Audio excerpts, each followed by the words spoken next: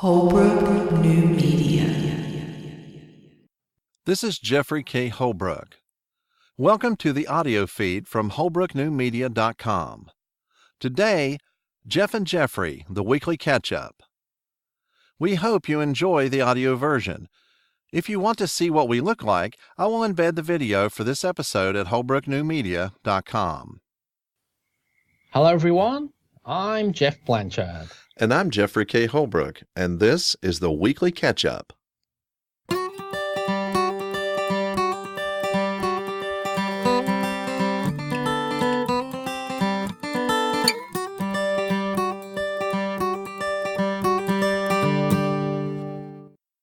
And we're back and another exciting week in the internet land. Oh, definitely. Yeah, we haven't been to the internet land. I know they always just say radio land whenever I was when I was a kid. To everyone in radio land. You know, all these live shows and different things they did then. It was always about radio land. Oh, it's play school because I can see Geoff and I can see Jeffrey. I remember that. Yeah. Oh, you know, acting like they were looking right through the camera at you. There's just so many names. It's like, oh, she can see me. She can see me. I really liked your title on the video. The Dentist's Revenge. I love that. You're getting in the spirit of things there. I thought, what would Geoff put on this? So that's what I did. Yeah, I had something different, and so whenever I put the video on the you hadn't actually changed it yet when I put the video on the Facebook page, and so I had done something about Facebook versus podcast engagement, stuff like that. Had a couple of different topics that we talked about, and then when you put it on there on the group, then I think it changes it on the group once you've done that. So you have a different title, but it's just an additional thing that we talked about while we were on there. So I just went ahead and left everything the way it was, No, I love, you can pick whatever you want for the video title. That's great stuff. I always made, but it all depends. If I'm efficient, I'll get a different title to you. If I'm not efficient, I pick your title up later when you do it. Oh, okay. So, cause it's a bit late. But usually I did this straight away because I did that efficiently, but I don't know if you noticed, but the show before went on 5 minutes before that one did because I forgot to put the other show up on Vimeo. But whenever I do whenever I put it on the Facebook page, all I'm doing is just taking what you have and embedding it right there. And so whatever you have the title of at the time, that's what it puts on there. I believe it changes it once you change it, but it'll just say the live stream, Relate Class live stream, and then it'll be that. But I put the title on the actual posting on Facebook, and then it changes to your title whenever you actually change it. Yeah, well, I mean, it's all good fun. And as I said, the one before that, reason why I forgot to upload that to Vimeo was because you didn't get the audio. So I named it straight away, did that all straight away, and I forgot to do the other things later on it. Because you get into a routine, you usually do it on the Sunday night. I do that, and I usually do the tech down over ones, do a copy of it on Vimeo as well. So rather just the YouTube stream, but it's all good though, isn't it? So. Oh yeah, definitely. You said that you were going to take a look at that interview. What did you think of that?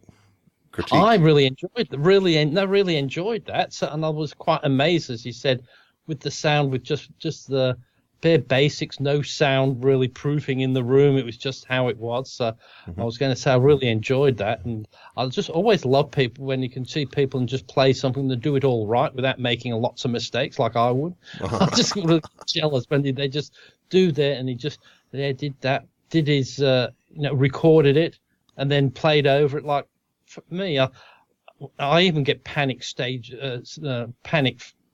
fright when I'm recording it for myself. Like I'll try to record the MIDI part. Damn, I made a mistake because you're trying to do it so perfectly.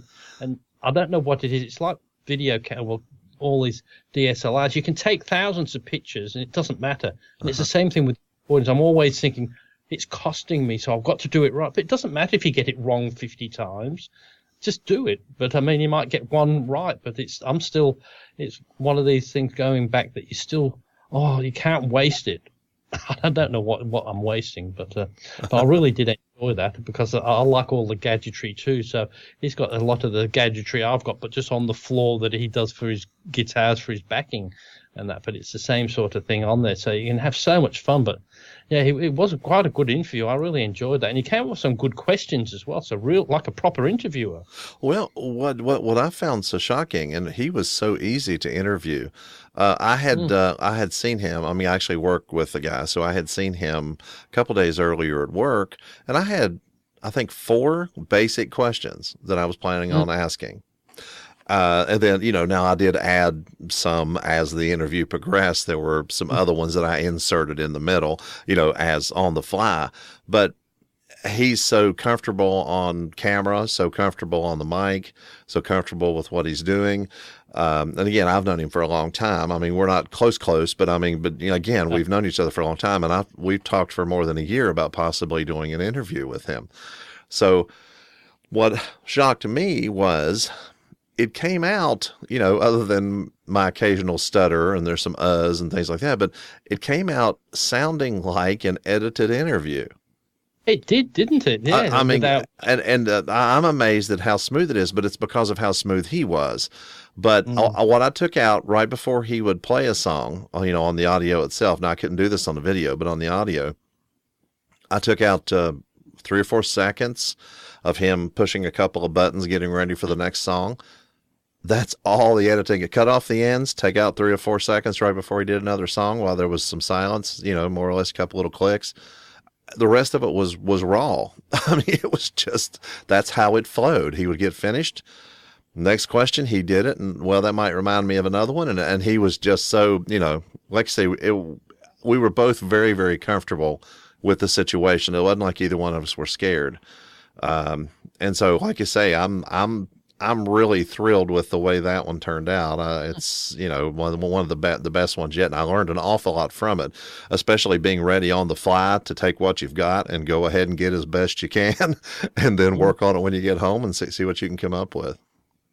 Well, when you do things like you're doing the Facebook Live, it says you've got nothing. You can't say, oh, stop and cut this out and cut that. It is what it is. Mm-hmm. And I think that's what people like about it. It is just seeing how it is. But I think the trick to any good interview, it's not necessarily the questions you get, but you just need 3 or 4 questions, like you said. But if they talk enough, if they're interesting enough people, it doesn't matter. There'll be definitely questions you've got to ask along the way. And that's where the horrible interviews are, where people got a list of a lot of questions, but they're not talking, and they've got to say, oh, well, what did you do that? Oh, nothing. And then he said, well, but they can elaborate and say, oh, well, what did you think about that? And let's say with him, you asked one question that led him to a conversation rather than just an interview, wasn't it? So and it was very forthcoming with responses and that. So it was very nice to listen to. Well, I appreciate that. And then again, it was fun, and I love doing stuff like that. And I'll have more time to do that after I retire, to do more of those type of interviews. And the thing is, I like doing these interviews in person. Not saying I won't do a Skype interview or I won't do a phone interview, because that opens up the world to you. But I just love on location doing the interviews, just talking to them, looking them in the eyes and talking to them. And like you said, it just worked out great. But one of the things and I've done this before, but I gave him a 64 gig flash drive, and he is going to record several of his songs that he does, because like you say, it's just kind of improvisation right there on the fly, and he's going to record them. He has an interface where he can record directly into a computer, and he's going to record those, give them to me in WAV format, and then I'm going to take them and work them over in Audacity the way I do, and then again, I don't do too much to them, but I'm just going to make sure they sound good. Add ID3 tags, and so it shows up who's doing the song, and they'll come out just like regular MP3 music you would have on your iPod or something. And so it'll be songs out there that people can, he said at the end of the interview, he just wants to get his music out there. It's not about making money so much. And just start releasing his songs, maybe one a week for a while, with his information embedded in it and everything like that. Before the next week was up, he had gotten offers from 3 different bands to join them, and he had also gotten an offer from a professor at one of our closer universities wanting to have a jam session with him. And I told him I'd love to, if we can get our schedule straightened out, I would love to come over and record that too. Just record their jam session, what they're saying. This time I would actually take more microphones and mic the cabinets and stuff like that, and try to and just try to get more an even better recording, hopefully, of the actual music itself as well, because I just wasn't expecting to be doing that, but I took what I had and made lemonade is all I could do. I was just going to say, the only thing that I would, and I think it was a limitation, I think it is a limitation of your Facebook Live, was do you have to have it in that portrait mode? No, you don't actually have to. The guy who was doing the video, that was his, I didn't have anything to do with the Facebook Live. Okay. There was a guy there, he didn't say a word the whole time, but he was videoing vertically the entire time. Whenever you do photography, if you have a vertical subject, you think, okay. I mean, people who are good photographers will actually reorient the camera for photography, but for video online, it needs to be landscape all the time or whatever. And again, he hadn't been doing a lot of that, and I could tell, from that. But what I did was took the audio off of it that they had. I was able to download his file, and then just added better audio to it that I had recorded myself. But like you say, it's portrait the entire time. But if you'll notice on my YouTube channel, that is the only portrait video on the whole thing. So, but still it gets the job done, I thought Facebook Live might, because some of those ones insist on it like that because it's a smaller file size doing it that way, I think. Well, they are only doing like 320, I think, 3, whatever that is. And now I did one from here, the Facebook Live from here, just on the camera there, and then my microphone pulled over and stuff like that, and it actually did it in landscape the way it should have, and that's the way it came out. And of course, the audio was tremendously better than what people are getting on their phones on location. Oh, just before I forget, I was going. William's got a friend staying over at the moment, and see if you can see him. Oh, there he is. Oh, yeah, he's twitching. Yeah, twitching. Yeah, he's dreaming. So who's that? That's Jet.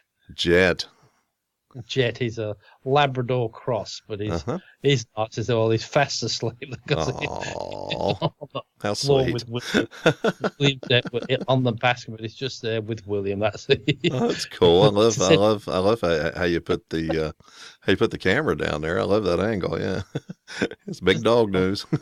Yeah, he is. I think he's just waking up. He's just having a look. I think that. No, he's not awake yet. Are you, Jed?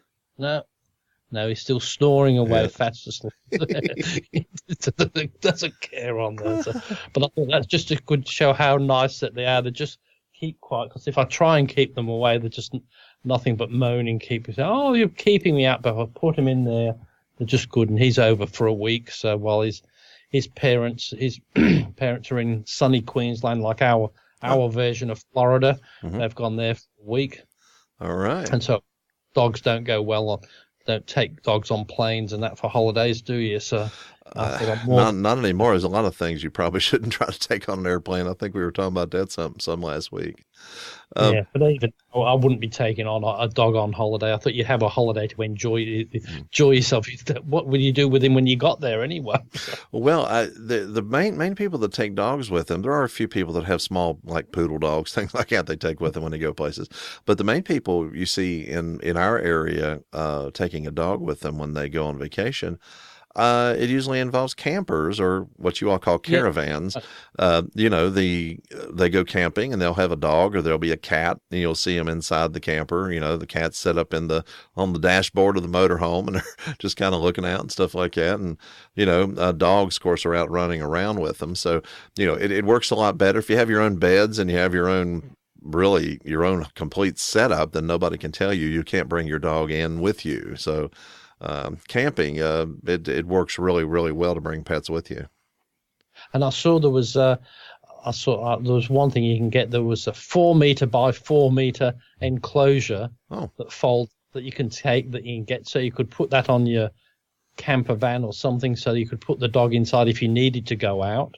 So if you had to leave them like in the yard, so it's fully enclosed with a gate and all that. And I thought, shit, that's good. 4 meters by 4 meters. It's not a little horrible pen or anything. I thought they're just quite good value to do that with. So yeah, I think it would. I always love to take the dog if you could with them. But sometimes, as I said, if you're going interstate, and then it's just too much hassle to get them on the plane and get them there. But there's a whole, I was seeing the other way, there's a whole industry out there that, like dog taxis that say, but they'll take your dog from here to interstate, anywhere, internationally, anywhere. They'll pick them from the home, take them, prepare them, put them at the airport and bring them to where you are at the other end. So you don't even have to mess about. So they do all that sort of thing. So wow. all of course, but I thought if you want them there, you can just say, oh, I'm going up to this place. And well, one of our politicians, I think, was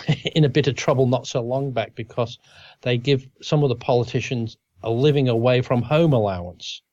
So, so say for instance, like you, if there's a politician that has to be in Washington all the time, well, if it's a member of something in West Virginia that's representing West Virginia, well, of course he's going to live in West Virginia, but he'll spend most of his time in Washington. So they've got to give him an allowance so he can rent a flat or a house because he'll spend most of his time, and which will be cheaper there. But we had a couple of politicians here, and one that was claiming that allowance. But say it was like, yes, he was claiming that allowance, but in your area, he was working in Washington, but lived in Washington as well. But he was claiming he was living in West Virginia. So, yeah, you're not even allowed to run for something if you don't live in the specific district or whatever like that. Now, I have known people to have have a telephone and at somebody else's house, like that specifically makes them have this address and this, What this was for, though, was made for that thing, like you said, if they were in West Virginia, but the province or whatever he was looking after wasn't, he lived in his electorate where he was, where he didn't need to rent, but he had a holiday home in like West Virginia and was claiming the one in the northern one because he reckoned that was his main residence in the not in West Virginia, but you know what I mean. Right, yeah. And what got him undone was getting the dog taxi, picking up the dogs from Melbourne and taking them to his beach house.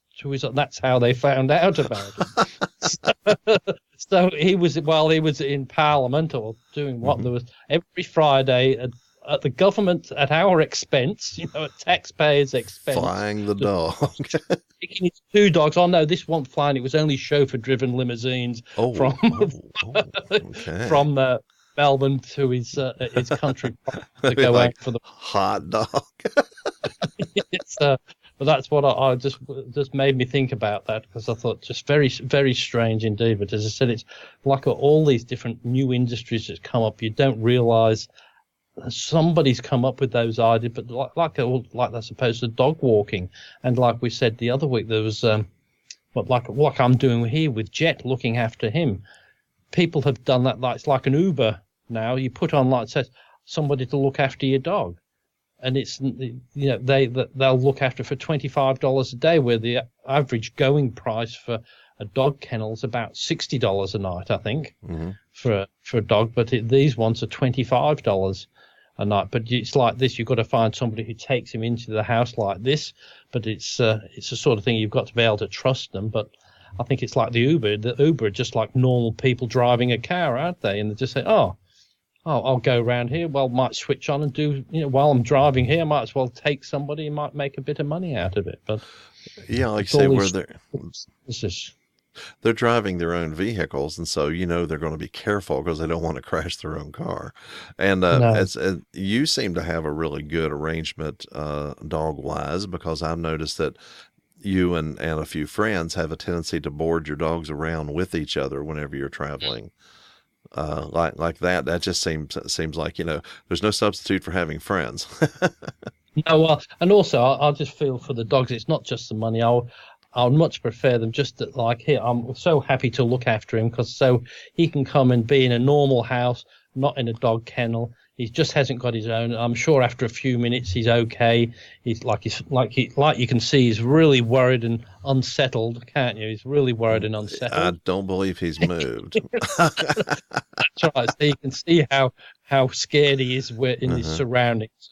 So I think he's quite happy. So I'm more than happy to do it. And as I said, with him being such a nice dog, it's not a hassling having him at all. And we took him out for a walk tonight just before I went. The only problem is when I've got these two, I don't want to take both of them in to see Mum because two Williams are okay, but this one, because sometimes black dogs frighten people sometimes. Really? I don't know why, but yeah, whereas William doesn't look at him and his other one, his friend Hudson, don't look at all worrying, but sometimes, and plus Jet's a nice dog, but he's so happy he might knock somebody over. He shakes and waggles his tail and his bottom, and he might knock somebody over. He's very happy, sort of.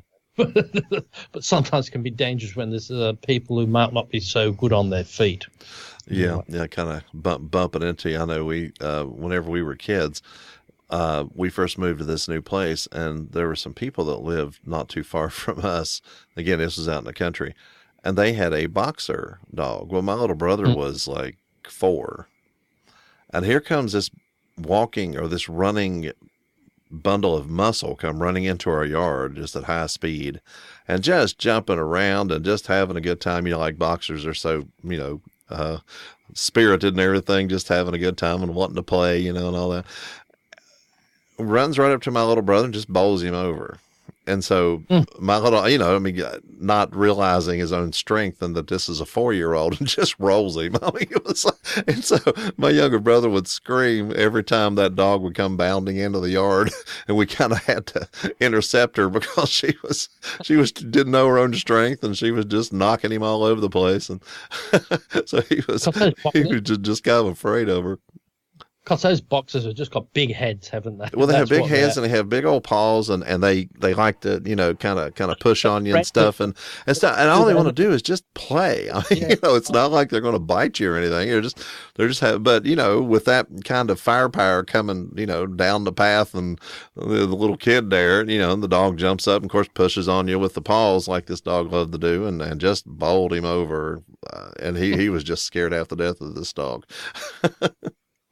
On our walk back tonight, we nearly got attacked by 3 Jack Russells, these real little dogs. But there was going for all of us, really going fast. And I see, he is upset. He's moved now. Look, there you go. Oh, I see. He's turned around. There's a back end view now. He's turned around. So, there he is. Oh, there you go. Talk to the paw. Jen. Hello. He's looking up at me now. Yeah, so I see.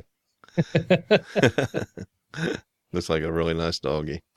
I had something, I have kind of a special occasion today. Today is the 16th of August. It's my 31st anniversary working at the post office. Oh, 31st. Yeah, I've been here 31 years. Oh, my goodness. See, it's a long time, isn't it? But like you said, it's a long time, but I bet you it's just gone like that. Doesn't seem that long. And it's rolling faster and faster all the time. I've got, I can legally retire in 2 years from, I'll be 54 and I can retire at age 56. And so, my birthday is actually the end of September. So, I can retire just a little over 2 years if I want to, and I'd have like 33 years service, and that's plenty for a reasonable retirement. You can get more if you work longer, but I really want to get out of there as quick as I can. I want to do more podcasting. Her and I want to do some more local traveling and incorporate interviewing and podcasting into that, and we have things we want to do, and work kind of gets in the way of that. One thing I've got for my iPhone, I haven't got it here handy, but it's just a wee little thing about that long, like a cylindrical thing, and then it just has a tripod mount. And it just holds your phone, on a tripod, and they're really good because then for just video, you just fit onto any standard tripod, and that's really handy to have because you can. Because when you do that and you want your interviews, it just fits on. And then with iPhones and like your Samsung Galaxy 8, you only need the real cheapy tripod because there's not much weight that's holding there. So it's not like it's holding kilos worth of weight. So you can have a cheaper little tripod that carries around nice and easily. Because that's what I have that for putting the iPad or my iPhone on.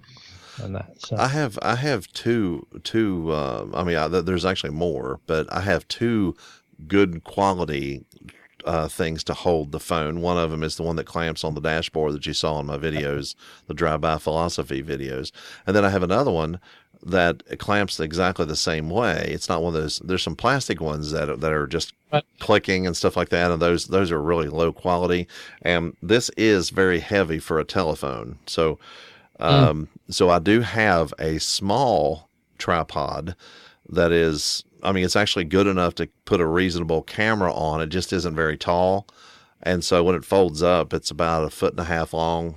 I don't know, total. Anyway, I have one of those on there too. And so I could make a chest high, tripod and put that on it. And it's actually got the right type of connector on top of it right now that I can use for that if we happen to be out somewhere and I wanted to put something on a tripod. And I keep that in the car with me in case I'm out and about and want to do a video of that type. I had somebody make a comment on one of those videos asking me how I was getting such good audio on those videos. Yeah. And to me, I'm used to getting better audio for podcasting than what I'm getting on that. But I told him specifically that I'm doing it in the car. I chose the car as the setting simply because the car is a crude sound chamber compared to just being out in the open with a condenser microphone on a camera. And I said I tried to record a couple of them at a picnic table. And all the cars, all the noise, just all the general roar and everything like that, you could hear me, but it was just so distracting. And I said, that's why I decided I was going to do this in the car, was because you can get better audio just because you're in the car. You turn the car off, make sure, there's a couple of them I would start to talk, and all of a sudden I realized I'd left the car on. Oh, okay. So I turn it back off again. Then I go ahead and start again, and I edit that out, of course. But the car is I've done interviews in the car before. I did an interview for a podcast one time, talked to this guy, and we just got in my car, and I took this recorder I've got here and used the condensers on it, and they're shock mounted on the Zoom H5. And so I would hold it to me and I'd hold it to him, and I was going back and forth in the car and got a good interview out of it, because the car is the best, if you don't have a sound room around you, or, you're not really going for some serious, ambient noise or whatever, like you're at a race or something and you really want to hear a little bit of the cars. But if you want a reasonably quiet place to do a quick interview, jump in the car and do it.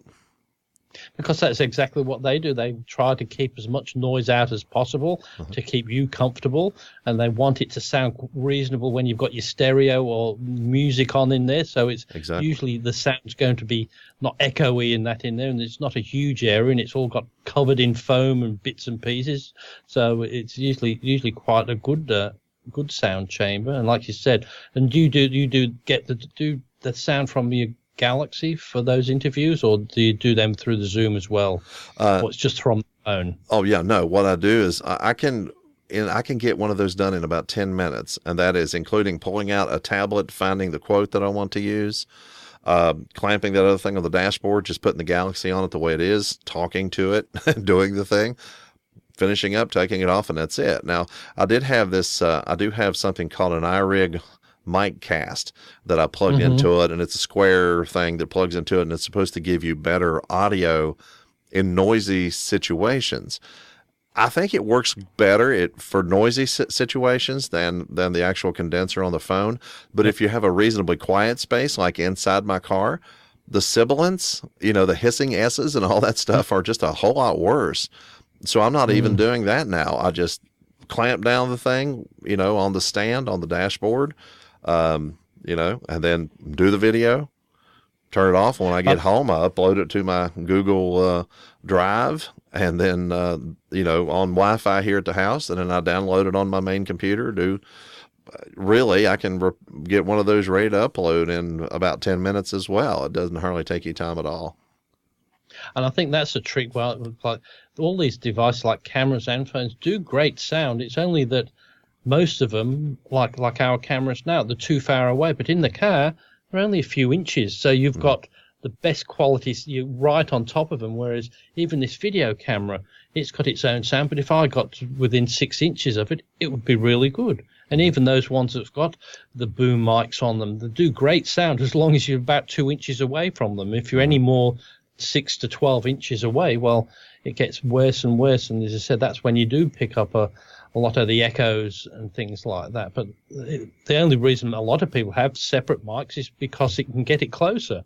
Because they do quite a good job, really, don't they? Because I'm quite surprised that when I do videos, that just the ambient noise that the camera picks up, and you'll have that in the background. I'm just quite surprised how much it picks up. It's just not very good for voice, but it picks up all the other noises really well, doesn't it?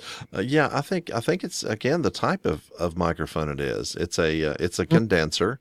Condensers are really meant to be used in quiet areas if you're going to do actual recording with it.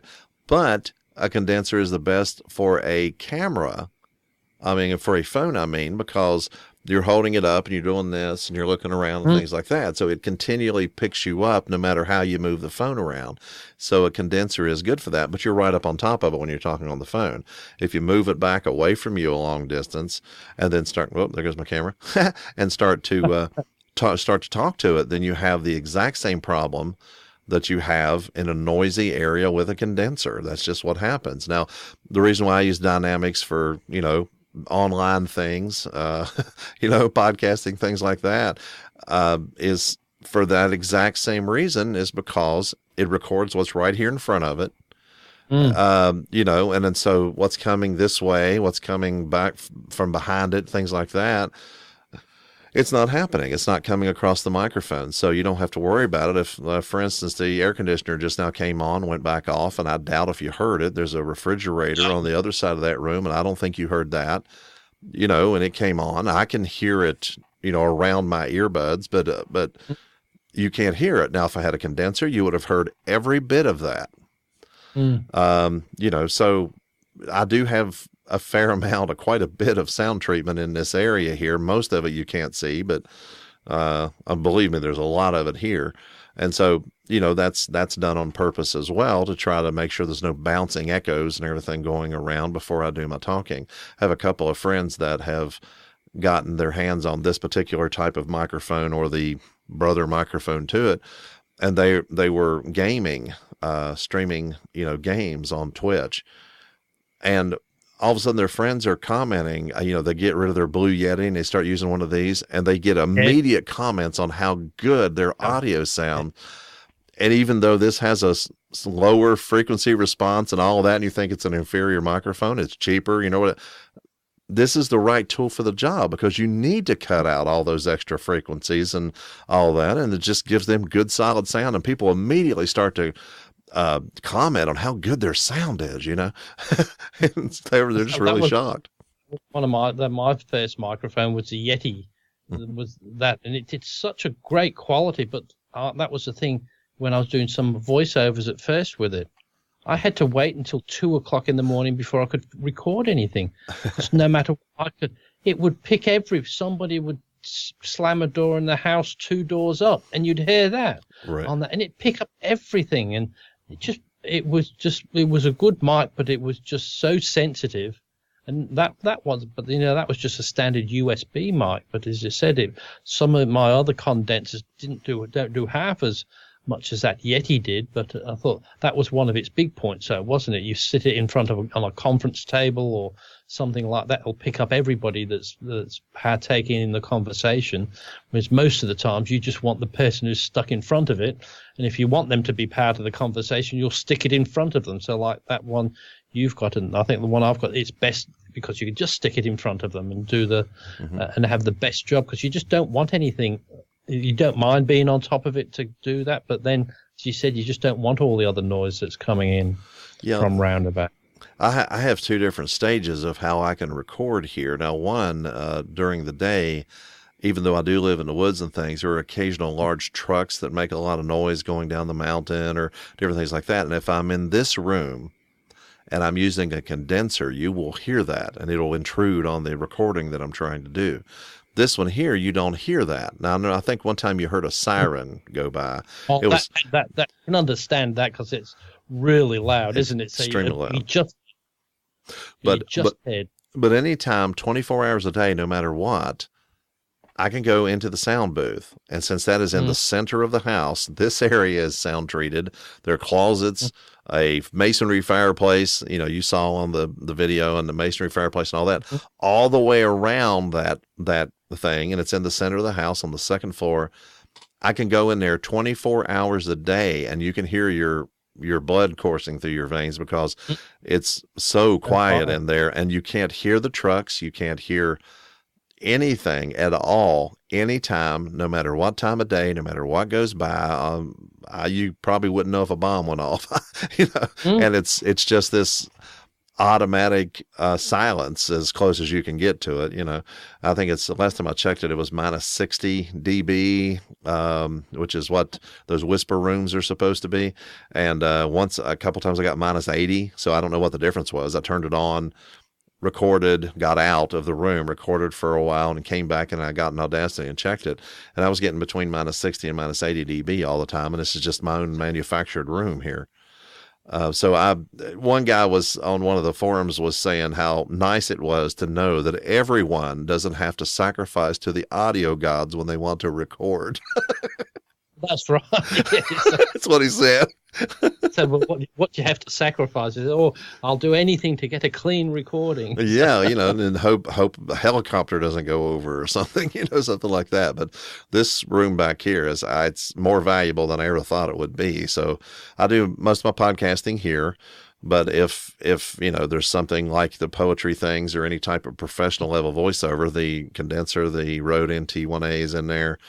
A small mixer, and I use the other, the Zoom H2N plugged into the mixer for that, and I can record anything I want, as long as I turn the air conditioning off, because there is a duct that goes through there. I turn it off long enough to do the recording, and then you open the door, turn it back on, and I have a complete. And my wife's very good. She's not blasting the television while I'm trying to record. She just says, just let me know, and I'll use headphones or something. She's very, very cooperative. So, I have a good setup here for recording. But the best sound I've ever heard was somebody had a headset microphone with Beyer Dynamics. Is it Beyer Dynamics? Yeah, it's Beyer, I think. Beyer. Yeah, Beyer Dynamics, and it had a headset on a headphone. And she was just in a normal, noisy house with just and the sound was perfect. And I thought, wow, that was just, and how you could just say her voice sounded crisp and clear and perfect. Like usually on the headsets, you think the sound a bit scratchy, and it was just perfect where it was. They had just a little microphone. It was quite a decent microphone in there and decent set. And I thought, but I had a look. I think they're about $400, $500 a set or something like that. That's US, but it was just beautiful, the sound. But they were the ones that I think they use, the sportscasters use them as well. So when they've got the headset, because they can't have, because there's the crowd screaming and all you need to hear is what's coming out 2 inches from your mouth and nothing else. And they just such a damn good, and I suppose that's what it is. It's that close and it's never moving, but you need something that it's the other way. You've got to be that close, but you don't want to be overpowering. You want it to be just do that perfect thing. But I thought, I'd love to get a set of them. But then I thought, well, what do I need them for? I don't like headsets on most of the time, but some of the times when you're recording, I like sometimes to monitor it, but I've got over that in the past, and I don't monitor now because I do it too much. Because I'm never satisfied with the sound I'm getting through the headphones. Oh, okay. I'm always critical. Whereas if I say, yeah, no, that's right, the sound's coming through okay, I'll just take the headset off and just record. Because sometimes you're just too critical of yourself, and you hear different things oh, that cow went past. Oh, that. But usually it doesn't make any difference. You hear more in the headphones than you ever do on the recording. So I've tried to get away from that. I'll just put the headphones on just to get the sound right. And I find I'm much more comfortable doing the recording, and you can get more expression in your voice without headphones on, I think. So. Well, you're actually concentrating on what you're saying rather than what you're hearing. And so you're not actually distracted by that. One of the things I have found out, and I had planned on possibly putting headphones on Cheyenne before I realized that it was going to be a live playing music thing. He didn't actually need them. He knew how to stay on mic. A lot of people don't. And so, whenever you put headphones on them, they hear themselves as they move off mic. Drifting off. And they're looking this way or whatever like that. And they automatically snap back to where they can hear themselves. And so people who are not used to being on mic, sometimes without even telling them to stay on mic, putting a set of headphones on them and making them feel official, that it makes them feel official, it makes them feel, kind of important. And it actually automatically keeps them on mic because they can hear whenever they're going off mic. But like you said, Cheyenne definitely knew what he was doing because he, at one stage, stood up and adjusted the microphone up. Yes. Uh-huh. He adjusted it so it was still, people could hear him, so he knew, whereas most people wouldn't bother. They would just stand up and do that and assume that the microphone was going to get them the same way. And and also one thing you probably couldn't see is whenever the live Facebook Live guy was coming close to video the actual equipment, he was kind of encroaching on the microphone cord that was stretched between my recorder and the other guy, and it started pulling the microphone down like this. And Cheyenne got it, and you could hear a little bit of handling noise, but he got it and was turning it up to his face and making sure he was staying on mic while this was going on. I was holding the other end of the cable so he didn't pull my recorder off. And you were he was completely, even though as far as I know he's never really played with a band or anything. I think he has done some performances like at church and things, but as far as like a lot of on stage activity, he really hasn't, I don't think. But he totally knew how to handle the mic and what to do about the mic, and just whenever that started happening, it wasn't like, oh no, this and this. No, he kept talking. He was just smooth and and just kept it going. We kind of made eye contact, like, we better hold on to this. And I was afraid he was going to pull the cord, enough to pull the recorder off the little table I had beside of me, because I had it down there. So I was holding one end of it and Cheyenne was holding the other and keeping the mic adjusted. And, when it was over with, we just kind of kept on, and he brought the mic back to himself wherever he happened to be and whatever was going on. So, yeah, it's nice to work with professionals, people that know what's happening. It really is. I said, not like working with me. Oh no, I honestly, you do some magic, especially with a video. You do some magic and stuff that I have no idea how to do, and I have learned a lot from you as far as the live thing, about keeping my eyes on the camera, about being able to keep a conversation going and stuff like that, and being comfortable at not having a script to read, because my first podcasting efforts were I go back and listen to them now, and it's okay. And most people don't know that I was reading from a script because I was reading well enough, but to be able to talk live, and I had somebody tell me the other day, I said, I get on there and I'm talking, and I'm doing some stuttering sometimes whenever I'll start a sentence, I get excited and I'll start a sentence 3 times before I get on with it. I say, I have little crutch phrases, things like that. And he goes, that just makes it more real and more approachable. It's from a guy that listens to the show.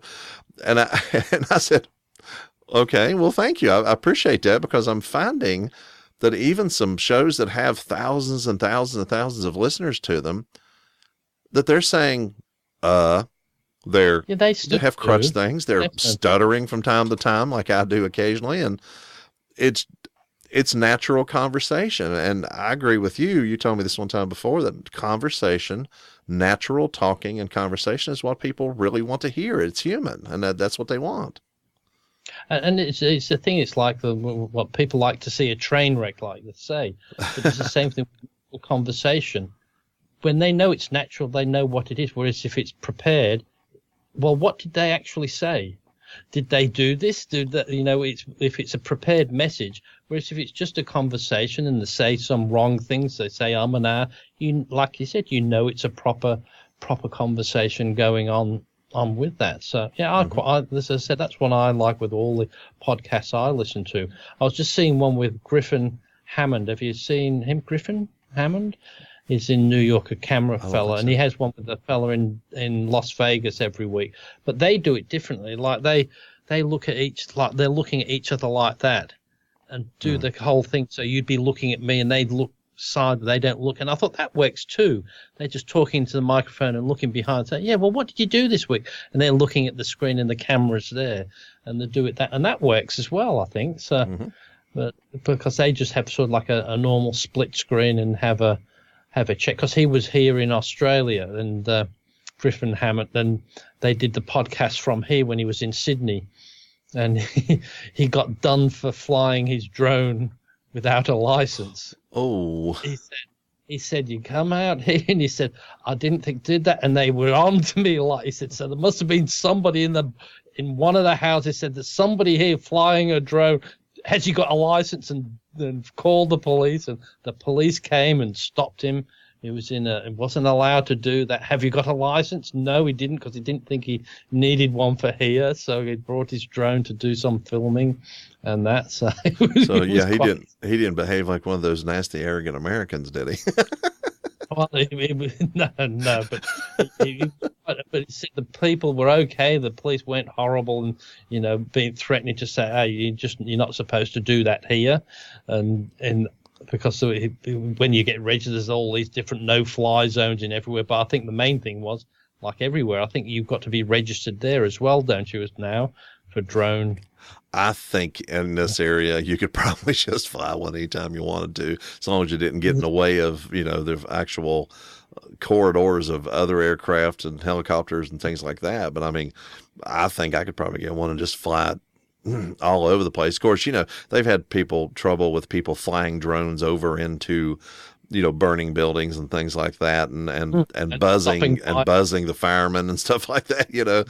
No, that's totally wrong. Of course, around here, you're just as likely to have it taken down by a shotgun if you do something you shouldn't be doing, and then all of a sudden they'll just take it down. It'll crash.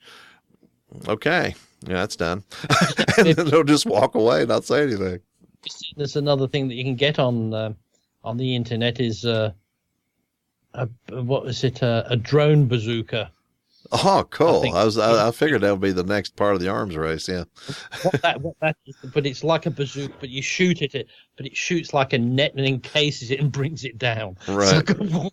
So I thought, gee, that's mean and horrible, isn't it? But it depends on, because the drone people, and again, the vast majority know, but a lot of the drone people have done things that were obnoxious by themselves, going over and spying on sunbathing neighbors, or actually, again, buzzing people, with them, and maybe they have neighbors that were mean to them because they told them to shut their party down, so they go over and, spying on people and going over, and even some of them have handles where they can drop stuff like water balloons on people and stuff like that. And, if you're doing things like that, then, the drone deserves to be, taken out of action.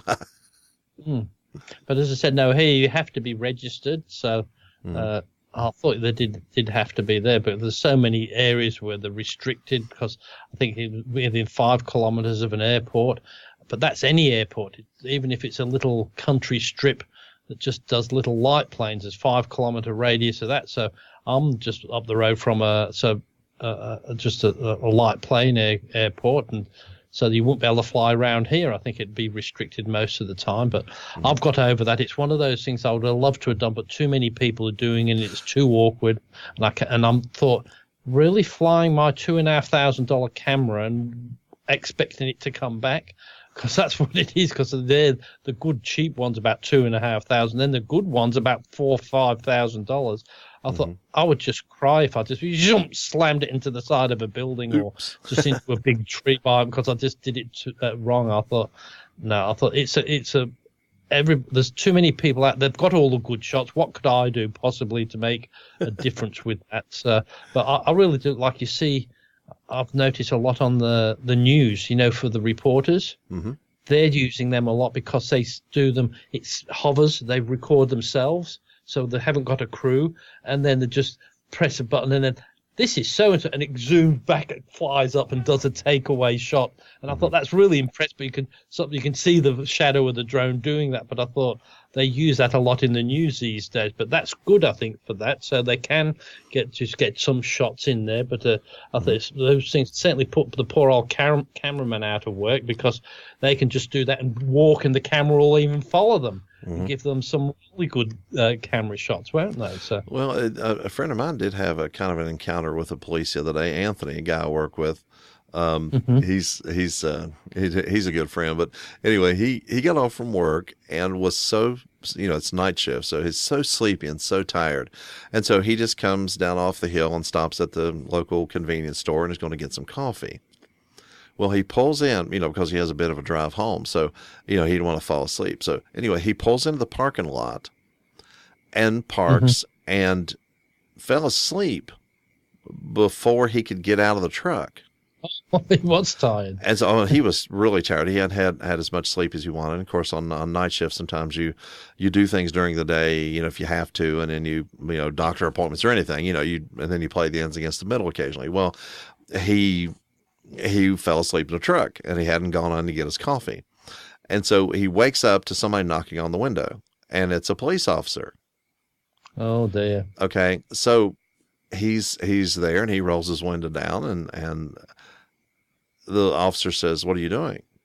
And it's the local city police. And he goes, "Well, I just got off from work up at the postal plant up there, came down to get some coffee. I was very tired, and I fell asleep. And so I just take a nap here before I drive home so that, I could," and the guy said, "Really?" And of course, he's got his partner with him. And he said, "Yeah, I was planning on going and, getting some coffee and then going ahead and continuing to drive home." And he said, "That's all you were doing?" And he said, "Yeah." Well, then another police car shows up. There's 2 more guys in it. And so now there's 4.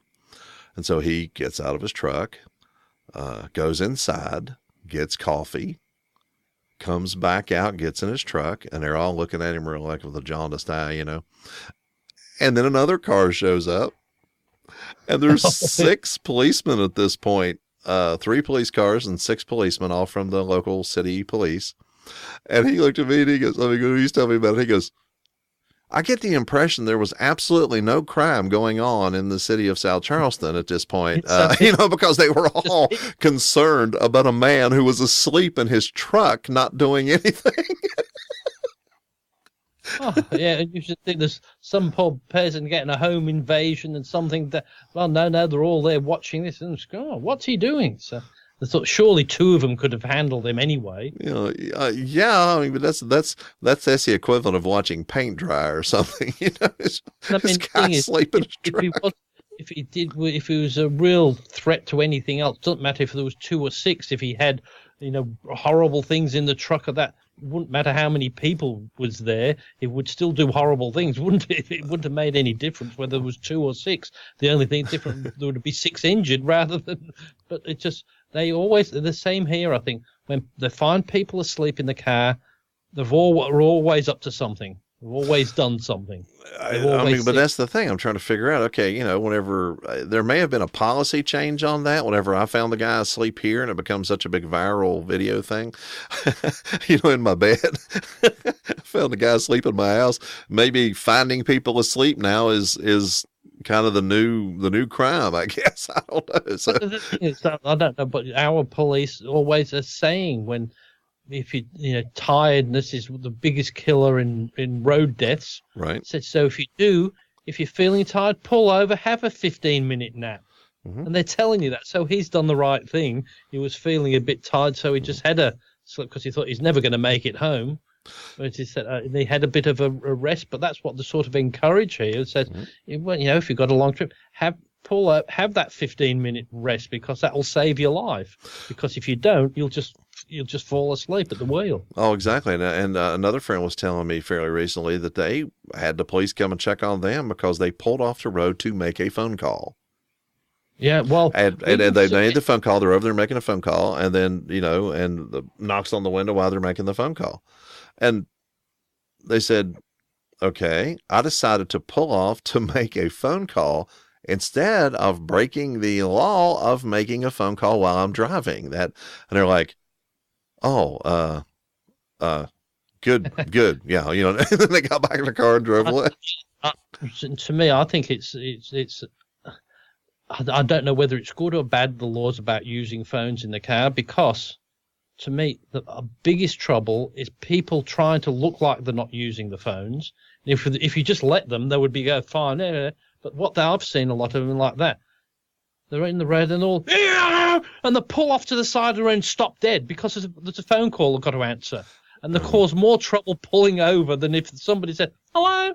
Oh, yeah." There would be half as much trouble, but I know you shouldn't be doing it. But even here, I think if you've got a car with a key still, like most of them haven't got keys, but if you've got a car if the key's in the ignition, it's illegal.